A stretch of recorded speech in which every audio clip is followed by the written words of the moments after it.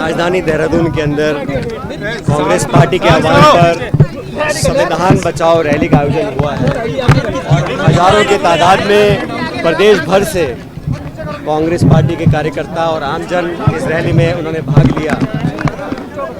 पूरे देश में विपक्ष के नाते कांग्रेस पार्टी ने ये पीड़ा उठाया है कि लगातार केंद्र सरकार और भाजपा जो संविधान की मूल भावना के विरुद्ध काम कर रही है, जो संविधान की मूल भावना से खिलवाड़ कर रही है, लोगों के अंदर एक अजीब तरह का माहौल पैदा किया गया है।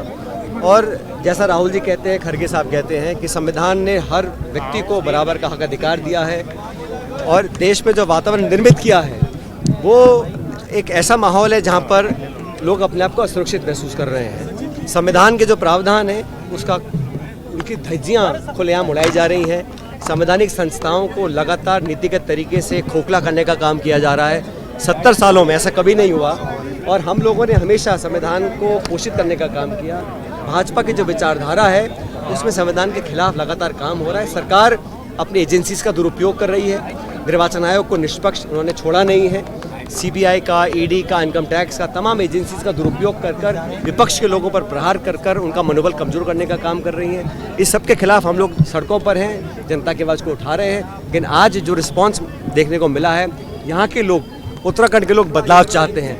आज जो देश के हालात हैं, देश जिस दौर से गुजर रहा है, संविधान खतरे में है। संविधान हमारी आत्मा है और भारतीय जनता पार्टी को संविधान में विश्वास नहीं है।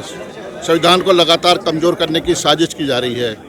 जो संवैधानिक संस्थाएं हैं उनको कमज़ोर किया जा रहा है। सरकारी मशीनरी का दुरुपयोग किया जा रहा है। लोगों की आवाज़ को दबाया जा रहा है। और जो आज के मुद्दे हैं, महंगाई मुद्दा है, बेरोजगारी है और दलित उत्पीड़न का मामला है और जो हमारे देश के आदिवासी हैं, अल्पसंख्यक हैं, उनके साथ जिससे जातियाँ जुल्म हो रहे हैं, उसे इतर भारतीय जनता पार्टी देश में लोगों का ध्यान बांटने के लिए, जनता का ध्यान बांटने के लिए नए नए प्रयोग करती है।